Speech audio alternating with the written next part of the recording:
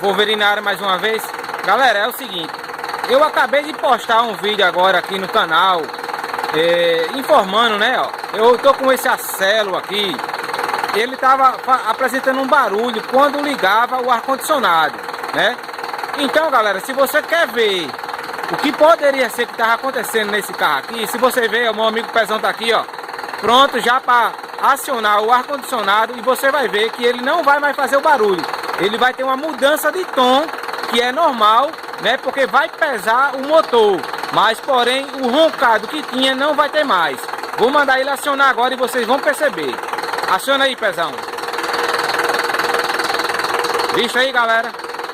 Uma pequena mudança no tom, mas porém o roncado que tinha não tem mais. Então, se você quer saber o que é que estava fazendo isso acontecer, já corre em nosso canal, tá certo? Aqui no YouTube, para saber o que era.